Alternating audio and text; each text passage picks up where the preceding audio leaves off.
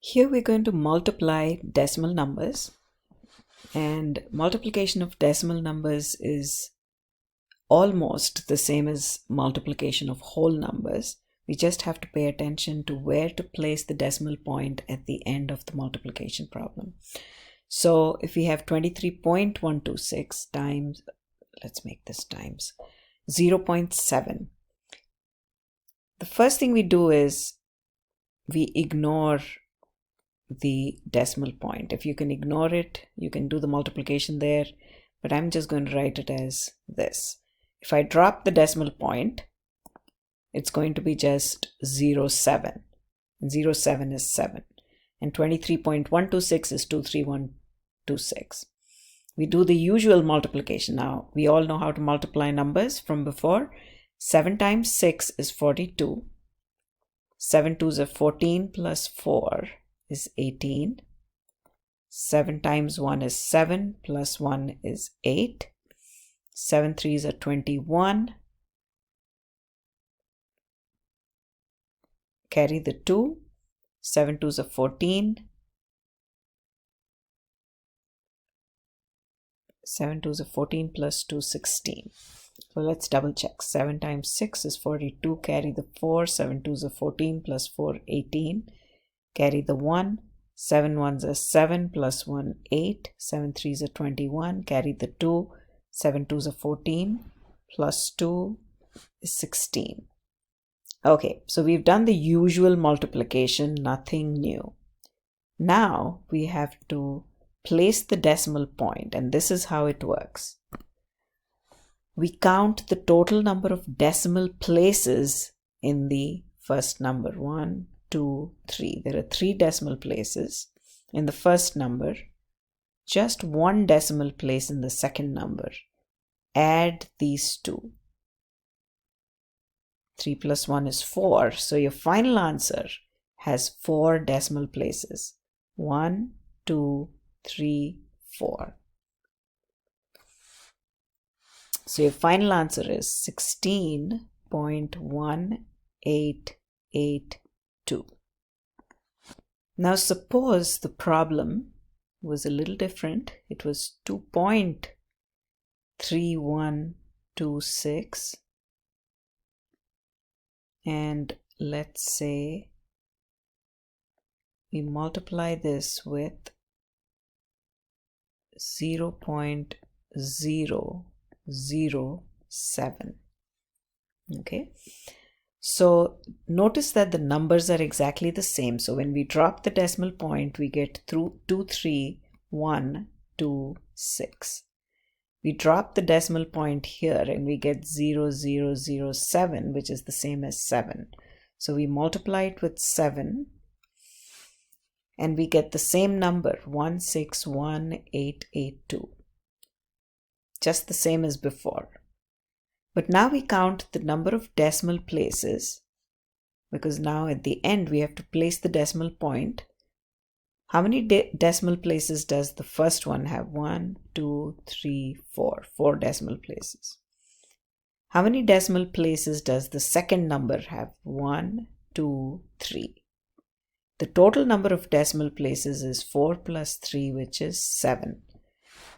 So let's count 1, 2, 3, 4, 5, 6, and we need one more before the 1, and that is places 0, and so we get 0.0161882. Once we've checked that the multiplication is correct, we'll double check 4 decimal places for the first number, 3 decimal places for the second, a total of 7. And let's double check 1, 2, 3, 4, 5, 6, 7 decimal places. So that's our answer. So it's as simple as that. Multiply the two numbers like they are whole numbers. At the end, place your decimal point based on this rule. Count the total number of decimal places in the first number and the second number, which means you add up the two numbers, and whatever the number you get, make sure that your final answer has that many decimal places. 3.12 times 2.3. We are going to pretend like the decimal point doesn't exist because we are going to multiply the two numbers. So drop the decimal point. Now we multiply. 3 times 2 is 6. We start with the ones. 3 ones are 3. 3 threes are 9. And then we go 2 times 2 is 4. 2 times 1 is 2. 3 times 2 is 6. Remember, this is a 0. Now add.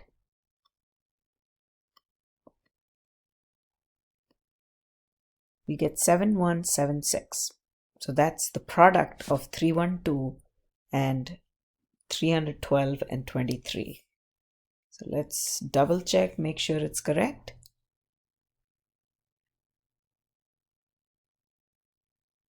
Okay, now we need to worry about the decimal point at the end. Don't forget to put the decimal point. Now, what is the rule that we apply? 2 decimal places here, 1, 2. 1 decimal place here, so that's a 1. 2 plus 1, 3. So your final answer must have 3 decimal places. So what's our final answer? 7176. Start from the last. 1, 2, 3. Now double check. 7.176, does it have 3 decimal places? The answer is yes. That's your final answer. Okay, 26.35. Let's pretend like the decimal point doesn't exist. 2635. When we pretend that the decimal point doesn't exist, we get 0004. So that would just be a 4. So we multiply, just like we multiply whole numbers. 5 times 4 is 20. 4 threes are 12. 12 plus 2 is 14. Carry the 1. 6 fours are 24. Plus 1, 25. 4 twos are 8. 9, 10.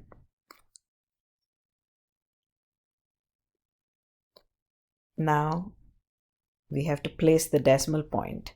And what is the rule for placing the decimal point? All we have to do is count the total number of decimal places in both the numbers. We have 2 in the first number, 1, 2, 3, 4 decimal places in the second number. It's a total of 6 decimal places. So our final answer, let's write it down, 10540. But the number must have 6 decimal places. Start with the last. We're going to count 1, 2, 3, 4, 5, 6. There is a blank we have to fill before we put the decimal point. So it is 0.010540.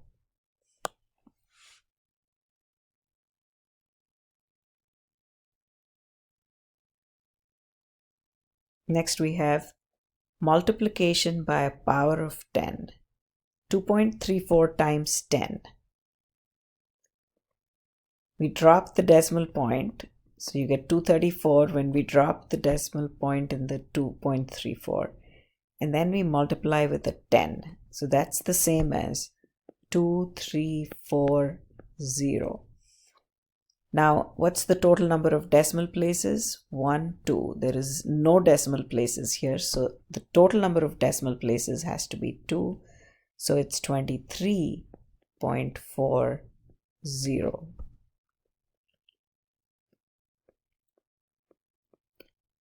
So notice this, 2.34. When multiplied with 10, what happened to the decimal point? It got shifted to the right by 1 place value and we got 23.4. So multiplying with powers of 10 is easy. Multiplying with a power of 10 is the same as shifting the decimal point to the right by exactly the same number of zeros in the power of 10. So there's only 1 0, so therefore we shifted the decimal point 1 place value to the right Multiplying by 10 makes the number bigger. That's why we can remember the shifting as shifting to the right, because the number gets bigger. So let's write down 2.34 again. But now we're going to multiply with 100. The one thing you shouldn't do is long multiplication. All you have to do is shift the decimal point, not 1, but 2 places to the right, because we have 2 zeros. So you're multiplying with 10 twice. So that's the reason why we shift the decimal point 2 places to the right, and we get 234. So notice that for 1 0, shift 1 place to the right. For 2 zeros, shift 2 places to the right. For 3 zeros, we shift the decimal point 3 places to the right. So if the decimal point is here, we go 1, 2. So shifting it 2 places brings it to the end, and then we shift 1 more, which means we have to fill the blank with 0. So 2, 3, 4, 0. Shifting, what we did was shifted the decimal point 1, 2, 3 places to the right. So multiplying with the power of 10, shift to the right. You do the opposite when you divide by power of 10. So 2.34 times 1000 is shifting the decimal point 2.34 4 places, 1, 2, 3, 4 places to the right. If I shift 2 places, I'm here, and then I shift 1, 2 more. So it's 2, 3, 4, and what do we do with these blanks? Fill those with zeros. So we have 2, 3, 4, 0, 0. So when you have to multiply with the power of 10, do not pick up your calculator. Just shift the decimal point to the right by the same number of places as the number of zeros in your power of 10.